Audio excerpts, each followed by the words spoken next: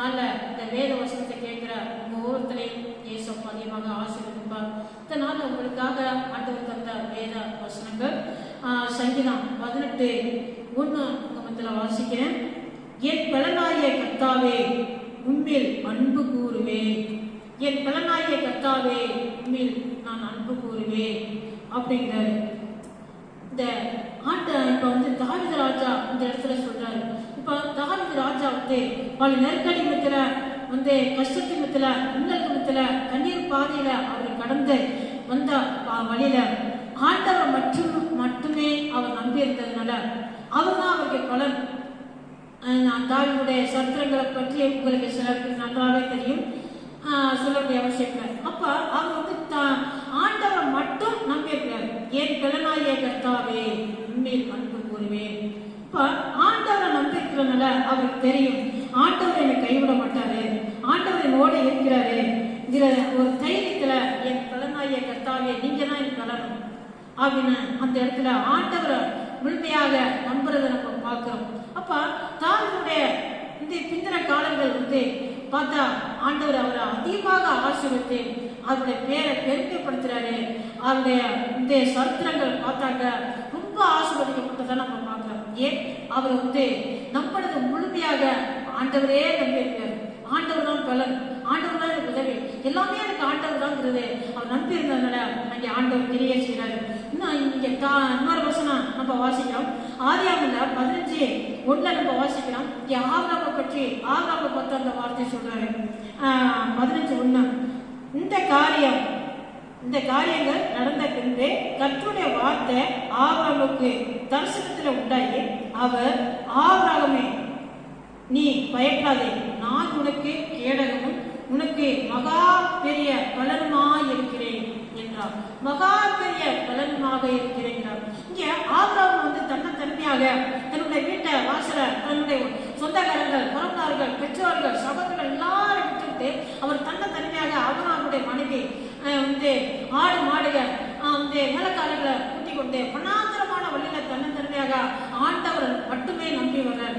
ஆண்டவர் சொன்ன வார்த்தைக்கு அவர் கீழ்படுத்தி வர்றதுனால ஆண்டவர் ஆபிரகாமை பார்த்து சொல்றாரு, நீ பயப்படாத, நான் உனக்கு மகா பெரிய பலனாக இருக்கிறேன் அப்படின்னு அங்கே ஆண்டவர் சொல்றாரு. இப்ப பாருங்க, மகா பெரிய பலனை ஆண்டவர் மட்டுமே நம்பி இருக்காரு.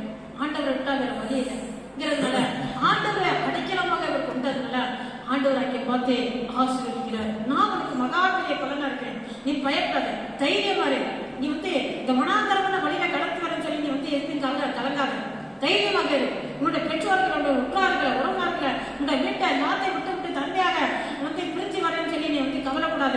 கொஞ்ச நேரத்துக்கு முன்னால்தான் பார்க்கிறோம், அவருடைய சகோதரர் தன்னை விட்டு பிரிஞ்சு போறாரு. அடுத்து பார்த்தா அவர் யுத்தத்தை சந்திச்சு வர்றாரு. தன்னுடைய உடமைகளை, தன்னுடைய சகோதர உடமைகள் அடிச்சுக்கலாம், கொள்ளடிச்சு போறாங்க. அடுத்த ராஜா அதெல்லாம் போய் திரும்பி கொண்டு வர்றாரு.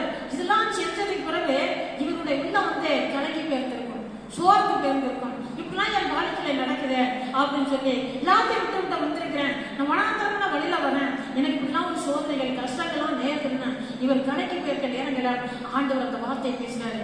ஆபிரகாமே நீ பயப்படாத, நான் உனக்கு மகா பெரிய பலனா இருக்கிறேன், நீ பயப்படாத, நீ தைரியமா இரு. அந்த இடத்துல சொல்றாரு ஆண்டவர்.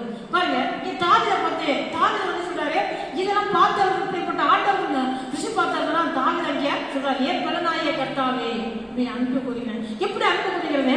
அப்போஸ்தலர் 2ஆம் அதிகாரத்துல அப்போஸ்தலர் ஒரு அதிகாரத்துல பார்க்கிறேன், 1லதான் 1:8 பார்க்கிறேன். பரிசுத்த ஆவி உங்களிடத்தில் வரும்பொழுது நீங்க பலனடைந்து எருசலேமிலும் யூதாயா முழுவதிலும் சமாரியாவிலும் பூமி கடைசி பர்யந்தமும் எனக்கு சாட்சிகளாய் இருப்பீர்கள். பரிசுத்த ஆவி உங்களிடத்தில் வரும்பொழுது பலனடைவீர்கள். அருமையான இதை கேட்கிற அருமையான சகோதர சகோதரிகள், பரிசுத்த ஆவியானவர் ஒருவர் இருக்காரு. அவர் நம்மகிட்ட வரும்பொழுது, நம்மகிட்ட நெருக்கும் பொழுது அவரு நம்மளை பலப்படுத்துறாரு, தைரியப்படுத்துறாரு, நம்மளை சாட்சியுள்ளவர்களாக மாற்றுறாரு. அருமையானவர்கள், நீங்க உங்களுக்கு டைம் கிடைக்கும் பொழுது பரிசுத்த ஆவியை கேட்டு நீங்க ஜெபம் பண்ணி பரிசுத்த அபிஷேகத்துல நிரப்பி நீங்க ஜெபிக்கும் பொழுது ஆண்டவர் உங்களை பலப்படுத்துவீங்களை தைரியப்படுத்துவாரு. ஏன்னா தாவீது ராஜா பரிசுத்த ஆவியில நிரப்பி அவர் ஜெபிக்கிறவரு. அதனால அவர் என் பலங்கிறத அவர் கண்டிருக்காரு. நீங்க கூட அந்த அருமையான சகோதர சகோதரிகளை தேவ சமூகத்தில் நீங்க இன்னைக்கு ஆண்டவர் நம்பும் பொழுது, பரிசுத்த ஆவியில நிரம்பி ஜெபிக்கும் பொழுது கர்த்தர் உங்களை பலப்படுத்துவார், உங்களை ஆசீர்வதிப்பார், உங்களை தைரியப்படுத்துவார். கலங்காதீங்க. உங்களுக்கான ஜெபிக்கிறேன். பரிசுத்தம் நடக்குதாவே ஒரு ஸ்தோத்திரம். நன்றி தகப்பனே.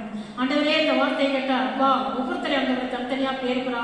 ஆண்டவர் தொட்டு ஆசீர்வாதத்தை பலப்படுத்துங்க, தைரியப்படுத்துங்க ஆண்டவரே. ஏசு கிறிஸ்துவின் நாமத்தில் ஜெபிக்கிறோம். பரிசுத்தம் நடக்குதாவே.